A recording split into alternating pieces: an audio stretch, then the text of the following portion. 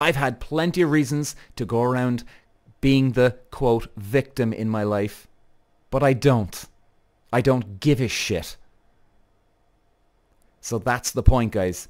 Never feel guilty. And if you have kids out there that they will, oh, well, you know, Johnny now is, he was stealing and he got put into prison. Oh, why is that? Oh, well, it's simply because my parents got divorced and I never got over it.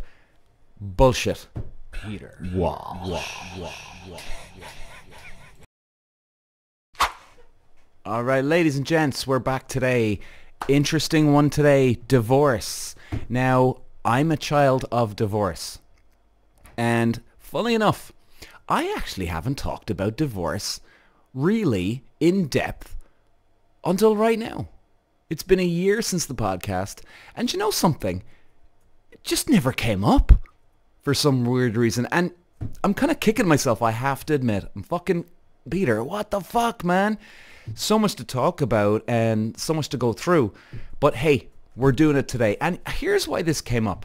First of all, guys, I hope I'm going to be some use to you here because, look, if any of you are out there that you are divorced or you're going through a divorce or you're even thinking about getting a divorce, maybe I can help, especially if you have kids, because I'll tell you what it's like from a kid's point of view.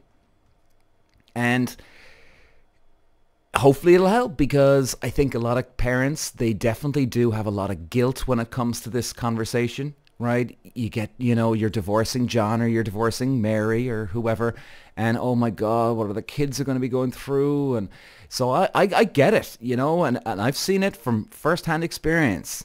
And hopefully we can be some benefit to you guys today. So really, first of all, let me just start off by saying, guys, we're going to go through what it's like for me, what the stages I went through, and what the good and the bad.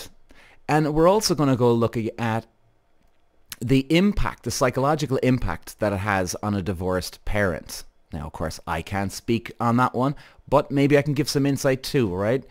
Because I see it, you know, and I also see it from everybody's point of view here.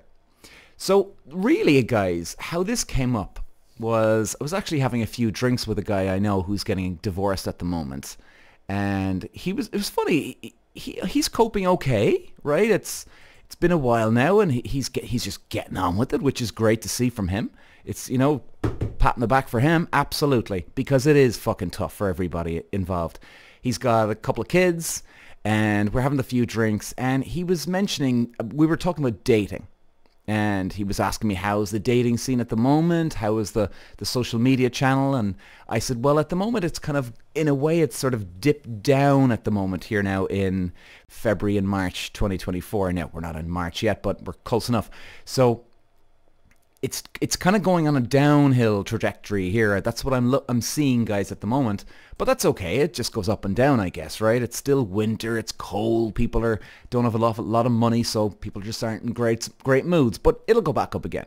So we were talking about all this the other day, and then he was talking about himself now on dating apps, and he's talking to a couple of girls. He's gone on a couple of dates, which has been great. But then he talks more about going in depth in terms of, I asked him, well, would he like to meet somebody? And he's in the position now where he doesn't want to settle down with somebody else. Right. For now, anyway. For now. And he does think about it quite a lot. In fact, he feels he overthinks. Right? Where he thinks, do you know, like, Peter, you think about the kids a lot here now. Where you're thinking, well, okay, if I did meet a girl now, and if I want to be with her, and if she's got kids, what the fuck happens here? Like, am I going to be taking care of her kids? Do I want to be taking care of her kids? Then he's flipping it around. Does she want to be with me because I've got kids? And does she want to look after my kids? Does she want to be the new mommy? Does he want to be the new daddy? So he says there's a lot of overthinking. He's even said that it would sort of stop you going on a few dates too, as if memory serves me correct. I think he said that. It would stop you going on dates. Now, I think he'd still talk to girls, but it would, he said, you know, just a lot of analyzing, man, too much thinking. And he said, you know, this could be a good one for your podcast. And I went, actually, and all of a sudden my hamster's starting to turn here. So I've been thinking a lot about it, guys, and I've been going through some articles now online, checking out what to talk about, seeing if anything can, well, more importantly, see if anything relates to me. Right? That's the most important. I mean, there's no point in me just sprouting off fucking shit on a podcast here when I don't have a clue what I'm talking about. So I'm going to go through what I went through. And first of all, guys, right, before we get into it, if anybody is a bit like, oh my God, there's a great happy ending to this. So I just want to make sure everybody knows this. There's a very, very good happy ending to this. And I think I can't speak for every kid of divorce like me, but for me, it's been a great ending. There's a lot of positives out of the rough here. A lot of positives out of a rough situation. And of course, like I said, though, I can't speak for every child out there. So anyway, let's get to it. So I wrote down, guys, now a couple of notes the other day. Now, my parents, I actually can't remember the exact age I was, but I'm fairly certain it was when I was 15 or 16. Now, 15 or 16, no, like this gentleman I was speaking to the other day, his kids are much younger than that. So it's going to be harder. It's going to be more confusing for that type of age group. Of course it is. Now, then again, you could always flip that around and say, well, actually, the older you get, the less you can bounce back from things because you're still in that child mind state. There's a lot to debate on that one. But either way, most important is communication. We'll get into that a little more in a minute.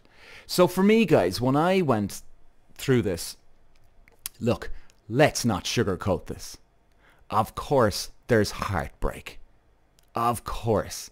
When you're 15, 16 like I was, and I've got a brother and two sisters, and of course, you're literally heartbroken. It's like, oh my God, what the hell? There is that little voice in my head back in the day, and I'll never forget it. I won't forget it ever. There was a little bittersweet coming out of this, though. I said to myself, well, geez, they do fight a lot, and they don't get on much. So I couldn't necessarily pinpoint why I was feeling that little bit relieved in a way. Now, by the way, guys, I just want to clear up the record here. My parents, they just had fights. That's all. Verbal fights, right? There was never any physical violence. There was nothing like that. I don't want anybody going off thinking that. Absolutely not. They just didn't get on. So they just had some verbal fights, right? And obviously, there was enough to say, look, we're done here, okay? And I know, look, there's other parents out there that can be physically abusive to each other. That's not the case for me. So if you are in that situation, I cannot speak on that half. But for me anyway, there was heartbreak. There's no doubt about it. No two ways about it. And then of course, the second stage as a kid of divorce, you do feel guilt. And I think most people in the world even know this, whether you're divorced or not, or married or not. I think a lot of people know this, that of course the kid's going to feel, oh my God, was it me? Did I fucking do this? Oh, Jesus Christ, Lord God, what the fuck, man, what the fuck? And of course you feel that. And at the same time, you do have that, well, it's good that they're away from each other. And then what happened for me was I spoke to my parents. Communication. That is the key for any child going through divorce. Just like me. You need to talk to your parents. And guys, look, if you're one of these people that's very very open with your feelings, that's fantastic. That's going to be a lot easier. If you're one of these bottlers, well, you should start to fucking talk to your parents, or you need to sit your kid down and, I wouldn't say force it out of them, but they need to realize the importance of how important it is to talk to them, express your feelings, right? I mean, especially if your kid says, well, God, is it us? Is it us and me? Is it me and my brother and two sisters? Jeez, what did we do? Or is it me? Oh my God. The key here, because even guys, and I'll tell you this, if there's any parents that have kids here and you're divorced, Trust me on this one. If you're getting a divorce or you've just been through one and you're not sure how your kid's feeling, if they've never spoken to you about it, talk to them and even address, like they say, the elephant in the room. Even if your little Johnny now, example, right? Johnny just says, okay, Mum, that sounds good, or okay, Dad, that sounds fine. Maybe he's not fine. Maybe, and look, hey, maybe he is fine, right? I mean, that's a great thing. But I honestly think as a parent, you need to address the elephant in the room and talk to Johnny and say, look, Johnny, it looks like you're getting on okay with this, right? Oh yeah, Mum, I'm fine. Or he could be in a little bit, he doesn't want to bring it up. But even if he is fine, if you bring up the conversation that, look, Johnny, I just want you to make sure, right? 100% Johnny, this isn't your fault. Now, if Johnny is really adapting okay, he won't have a problem with you bringing that up because he's surviving already. And in fact, if anything, it's going to make him feel a bit better. Now, he might be a bit timid and he will, oh, look, Mum, I don't want to talk about this. You gotta talk about this with them, guys, okay? I know you don't want to upset your kid. That's very understandable. You don't want to be bringing it back up again. But if you've never addressed that elephant in the room, you need to stop what you're doing and tell them. Because I guarantee you, it's crossed their mind. Now, and it was just like for me. I talked to my parents. I realized it wasn't me. It was just their thing. They couldn't get on. So that's what I would say, guys, okay? Please take that away from this. Now, as the years go on, you do feel a lot better. And it's so important, guys. I mean, if you can imagine, you need to have that conversation with your kids about that it's not their fault as fast as you possibly fucking can. And I'll tell you why. Because imagine a ship going through the sea. Now, let's say there's a ship right behind the one in front. They're both going in the exact same direction, and they're going, let's say, 100 miles down, right? So let's say the ship is right behind the one in front, okay? Literally right behind it. Like if you were in front of the front ship, you wouldn't see the one in the back, right? They're that level, okay? Imagine this. Our minds and the way we can take a meaning out of something, and it mightn't affect us right here, right now, but it will affect us in the long run. So for a kid, if you address the elephant in the room, the ship behind will go the 100-mile direction right behind the one in front. Dead straight, everything. Now, here's where it gets a bit fucked up. And imagine this. If you don't address the elephant in the room, the ship behind all of a sudden has a little turn in his wheel. Now, it could be the very smallest. Let's say, imagine the steering wheel on the ship now, guys, okay? The one on behind. And you turn that steering wheel 1 millimeter to the right. And the ship is actually responding to that 1 millimeter, right? Now, when you're behind the ship initially, it doesn't, it's still right behind, right? Because it's only a tiny, tiny little adjustment. So right here, for the first couple of miles, you're not going to see any change because it's such a small thing. Now, you multiply that out by 100 miles, or fuck it, even more than that. In the long run, your ship at the end of, maybe 100 miles is a bit small. Let's say, I don't know, 1,000 miles, all right? But you get where I'm going with this. 1,000 miles down, that ship is going to be so far away from the one in front, it's going to be going in a completely different journey. So imagine that. The slightest millimeter turn of the wheel when you're behind at the start of your journey. Nothing gets noticed. Everybody looks like they're going in the same direction. But you multiply that out by 1,000 miles, all of a sudden, you look at 1,000 miles down the road, you've got two ships going in two completely different fucking directions. So what's my main point here? The slightest thing, guys, if they walk away with the guilt, thinking that it's them, All of a sudden they're going on their journey and they're going to look at things differently in the world. Versus if you get to them straight away, all of a sudden they'll be different. They'll be more relaxed. Now, what happens if you don't have a chat to them? You don't have a chat to them, they have that guilt in their head. All of a sudden, what could happen? Something could come up career-wise. All of a sudden, they feel this guilt and they don't deserve this subconsciously and all that. And guess what?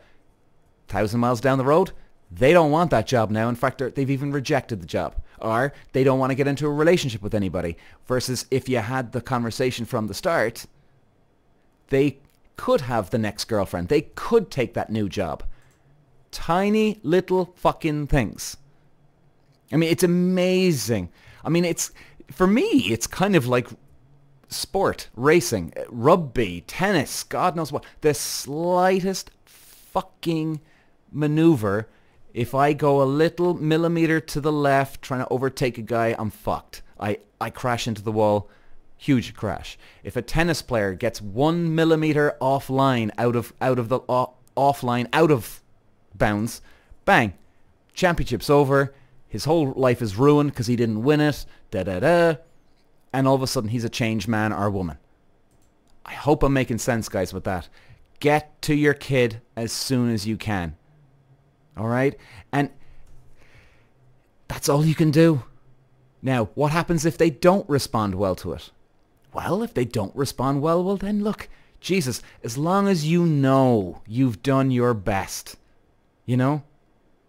As long as you know. And it might take them a little while to adjust. Now, like I said, I'm one of the lucky ones. Me and my siblings, we are lucky. It was, for me, I honestly think it was a healthy breakup. There wasn't, huge courts and hearings and, oh, I'm going to take him to the cleaners. I'm going to take her to the cleaners. There was none of that. Thank God. It was great. Well, sorry. Well, not great, but you know what I mean. If you're in that scenario, I was one of the lucky ones, put it that way. But you can always make things easier, guys. Right? If you're having a rough divorce here.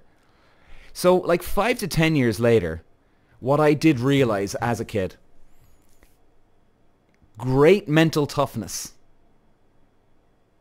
Simply fantastic mental toughness when it comes to looking at relationships. So let's even look at the relationships as in having a new girlfriend, this or that, okay? So I'm 15, 16 at the time. Fast forward to 26, 25, 27, whatever. I'm looking at things differently. And this is the healthy part of this. You see, because what I realized as a child, guys, as a child of divorce, is that the big lesson from me was, number one, it wasn't my fault. That's for goddamn sure. Number two, don't rush in to a relationship. Guys and girls, I see so many people around the world right now who are married, kids, and they're fucking miserable because they buckled under the pressure of getting married. Very different scenario for women. And quite honestly, I don't envy women in this, I have to admit. Because if I was a woman and if I had the biological clock ticking, I would feel that pressure. And I would be exactly like a lot of women out there. Jesus, I want the kids, like it's very hard for me to talk what it's like for women. So I'm not. All right. So it is a little easier for men in this way, or maybe a lot easier. Not sure. But, huge pressure. But you know something? Whether you're a man or woman, isn't it better to meet the right person? And guys, I still believe that to this day. Still. And sometimes I have these nice little, I wouldn't say patting my back patting myself on the back reminders, right? When I see a miserable relationship, I don't do that. But it always brings me back to, I hear about some story that this guy's miserable, this woman's miserable. Oh, and sure, look, do they really like each other? And people are talking about this, and you can tell they fucking hate each other. I'm not on about my parents now, guys. I'm on about people who I meet who are still married to this day. They fucking despise each other. I mean, these people probably have fantasies about their their husband or wife gone from this planet. Like, I don't know, but I've seen some real harsh shit here, and the bitterness that gets built up, bitterness. But yet, oh no, have to be married, and the worst thing about it, not every woman, of course, because the main woman, I personally think the reason women want to get the marriage is because, the biological clock. Very understandable. I think there is both men and women, though, out there, some men and some women, that really do care about their social profile, let's say, and we have to get married. Let's look like I'm a success and all this. And yet the funny thing is, no one gives a fuck. No one gives a fuck if you're driving the beautiful new sports car down the road. No one gives a shit if you're driving a piece of shit down the road. No one gives a shit if you're married and loads of kids. No one gives a shit if you're single and no kids. No one gives a flying fiddler's fuck at the end of the day. No one's impressing anyone here. Nobody is impressing anyone. Oh, I'll get married now. That's the next thing to do, boy. And look at me. I've got a great, successful, happy life. Give me a break. Give me a break. And, I have to admit, there's people out there that I know that are married. And if I even talked like this to them, they'd have a fucking meltdown. Because there's quite a few people that would never, ever admit to themselves that they actually divorced or they got married and it was a waste of their time. Maybe I'm getting very heavy here, guys, but this is the way I look at this. This is the way I look at this. There's been some girlfriends in my life to this day. Now, maybe you do have a question here, right? How does Peter feel about being in a relationship? As in, would I jump into one right here, right now, today? And the question is, absolutely, yes, I would. So it's never turned me off. As a divorced kid, it's never turned me off being in a relationship. Ever! It's made me more picky, I suppose, if that's the word, as in, or more selective, as in, well, hang on, don't just jump in here, man. Don't just jump in here. And by the way, guys, I would love to have kids. Love to have them. I'd love to meet the right woman and have the right kids. But that's the key. I'd like to meet the right woman. Now, would I love to have kids without a woman? 100%. I don't know, at this stage, I'd even love that even more because it's so hard to meet somebody anyway. But really, at the end of the day, it would be lovely to meet somebody. So guys, never worry if you think your kids are going to be turned off by relationships. Make sure you have that fucking talk with them, though. And now, even if you're a divorced kid, right, like in my boat, if you've never had this conversation with your parents, maybe you should. Maybe this has been in your mind for decades. Maybe this has been in your mind for years. Maybe it has, and maybe you haven't realized it. Take this away, process it, think about it. Maybe it has fucked up some of your relationships. And what I would say, if you're thinking, Jesus, maybe he has a point here, go back to when your parents separated. How old were you? And if you were young enough, but you still had relationships back then, your first boyfriend, your first girlfriend, or whatever it was, whatever your age, do you look at relationships the exact same way now as you did back then? Or is there anything different? Do you trust the person less? The person that you're in a relationship now. Now, look at it this way. If you don't, okay, well, did I trust women back then? Or did I trust men back then? So is there a difference? Always go back to go forward. That's the way I'd look at it. And here's the thing. You can get over these trust issues too. Even if you do have these trust issues based from divorce or whatever it is, it's a very simple solution to start trusting people again. I've said this in some of my other podcasts before. If you want to trust somebody, be trustworthy to others. I wouldn't even say trust yourself. Be honest, upfront, and trustworthy to others.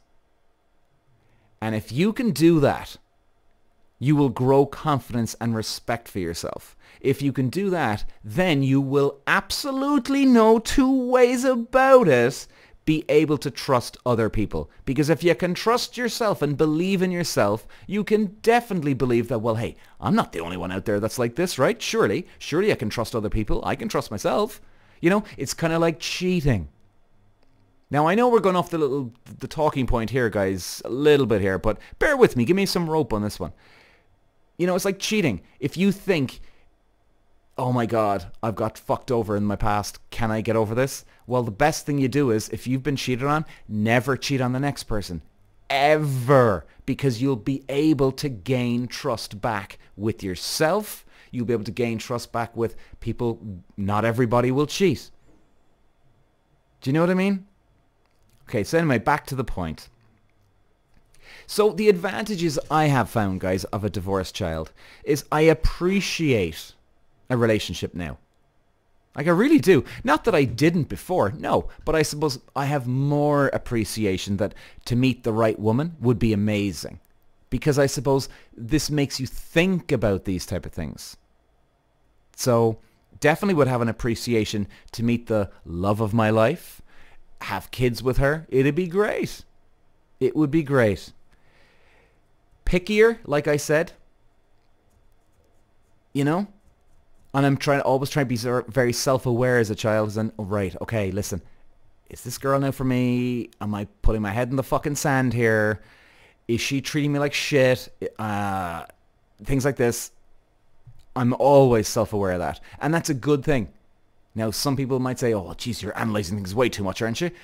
No, well, hey, listen, if you're an analyzer, fucking analyze things to death, because you'll eventually find some scraps or something to come out of it where you'll be either exhausted and you've actually gone so far that you know the limit then of overthinking, or maybe you will actually find some gold in the coal mine, so to speak.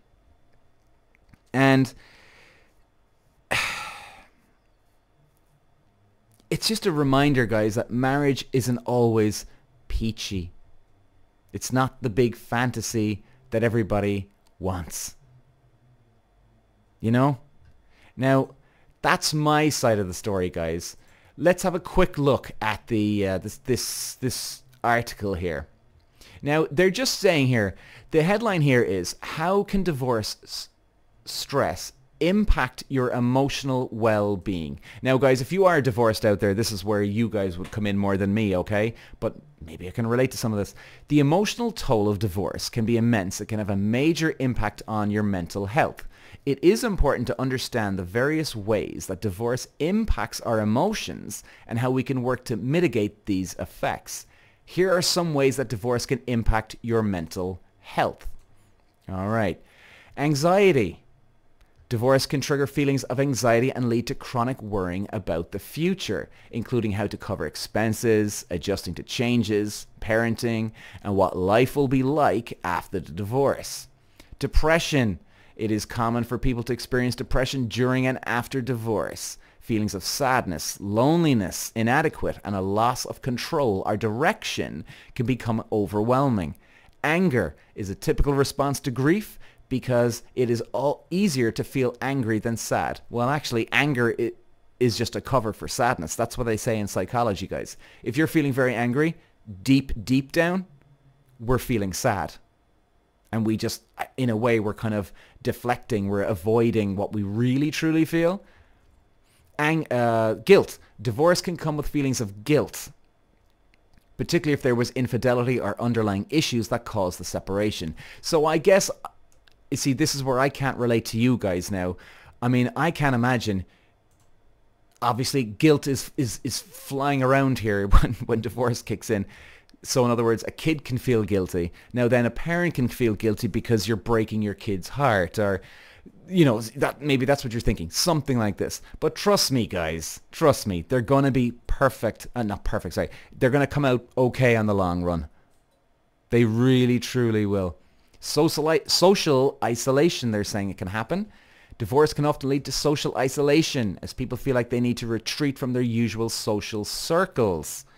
I wonder, can anybody actually relate to that? Okay, now here they say, how can you help your child cope with your divorce? Okay, here's where I can step in here again.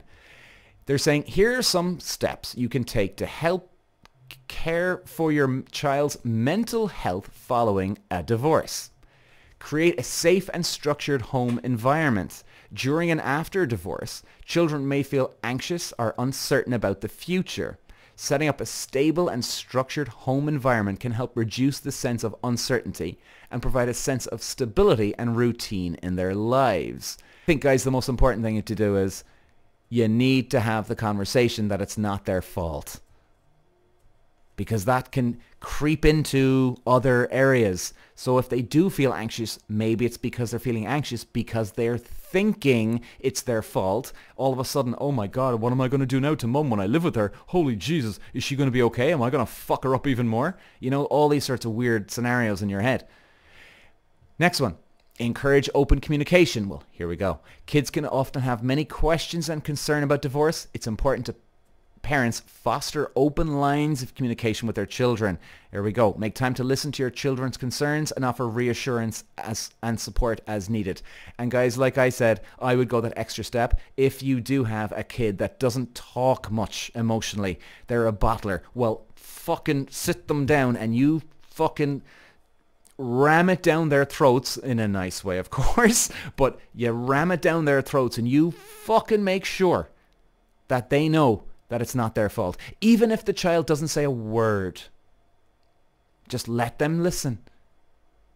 You know, even if they have to go to that extent. Here we go. Another one. Maintain a positive relationship with the other parent. Well, that's a great thing for me. My parents, they did have a positive scenario outlook when things, they did, you know, they weren't fighting around us kids when they separated. No, not at all. They were great that way. So I was, you know, blessing myself here. I was very lucky. We were very lucky with that. Next one, seek support from a therapist or support group. Divorce can be an incredibly challenging experience for children, and it may be helpful to seek support from a therapist or a support group. Encourage self-care, using proper measures to care for themselves, as well as encouraging their children, encouraging their children to engage in healthy activities.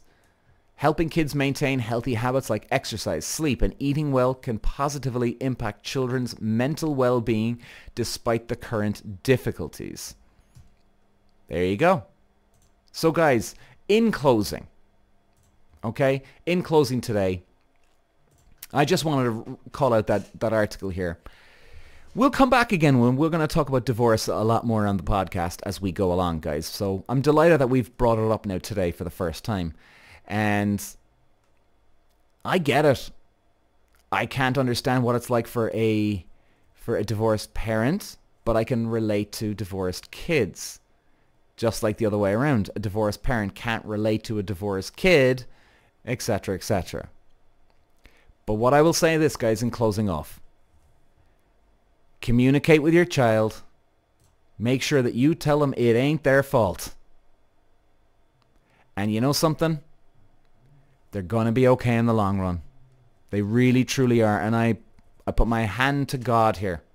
And I tell you this, if they're not okay with this, they have other issues going on. Now, this is my last close.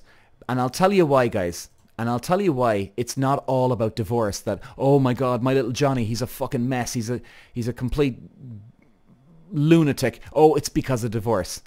Bullshit. You know why? Because my name is Peter Walsh. I used to be a superstar racing driver.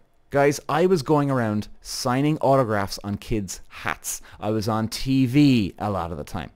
I went from that to nothing when I had to, unfortunately, retire from racing because of sponsorship. You've no idea how much of an impact that can have on anyone's life. Now, that's number one. Number two, as many of you know, I'm adopted. Okay? Never had a problem with it. And, I don't know, what else do we have? Number three, I'm single. I don't have any kids. Now, where am I going with all this? I don't give a fuck that I'm adopted. I don't give a fuck that the racing has ended. Well, now I don't. I used to, right? But I don't anymore. As in terms of, I'd still love to be a race driver, but it doesn't affect me where, oh my God, man, I really want to be mad. No, it doesn't. It was a huge adjustment for me when I stopped racing, and I still am trying to adjust, guys. Genuinely, still am trying to adjust these days. I still have my moments, but I'm always look back on my racing career so goddamn grateful that I had it. And what else? Single, no kids. And my real point here, guys, is I could sit here bitching and moaning. Oh, and sorry, hey, my parents are divorced as well. There you go. There's another one. If I really wanted to be a little moaner and make things all about me and poor Peter's the little victim, I have had plenty of goddamn reasons to feel sorry for myself and just be a mess. Okay? Plenty of reasons. My point is, it's not about my parents being divorced. It's not about me being adopted. It's not about me being an ex-racing driver and it's all gone. If I want to find a way through to be happy in this life, I'll find a way. And listen, some days it can be a struggle. Of course it can. It can be a struggle for anybody, whether your parents are divorced or not, or you're adopted or not, or you were a big superstar sports person and all of a sudden you're not. It can be a struggle anytime, you know? Now, luckily, I've never had these problems. The only real problem I had was the racing. That was it. That was it. Adoption never bothered me. The parents divorced? Yeah, bothered me for a little while. Racing? That really bothered me. Really got to me. That was the big one for me. But I'm still right here, baby. And do we realize how fucking lucky we are to be alive? 4 trillion to 1 odds. You have 9 times. You can win the lotto 9 times over and still have those are better odds than being here in the first place. We need some fucking gratitude. We need some fucking gratitude and be grateful. I mean, Jesus, maybe even you can look back on your marriage, even though it ends. Maybe you could look back and go, I'm grateful that I was married. I'm grateful that I have kids. Or no kids. There's always a pro and con to both. Better to love and never loved, or whatever that saying is, but you know what I mean. You know what I mean, guys? I've had plenty of reasons to go around being the, quote, victim in my life, but I don't. I don't give a shit. So that's the point, guys. Never feel guilty. And if you have kids out there that they will, oh, well, you know, Johnny now he was stealing and he got put into prison. Oh, why is that? Oh, well, it's simply because my parents got divorced and I never got over it. Bullshit. You need to definitely, guys, help your kids along the way, right? Because they'll get back to a happier place much faster if you help them. Okay? They'll still get back to their happy place, but you'll help them get there faster. That's the only... Yeah, it's the only advice really I have.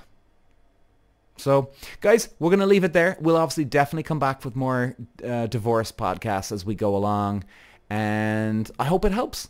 Cheers, guys. Thanks for listening today. Love you all. Bye-bye. Peter. Wow.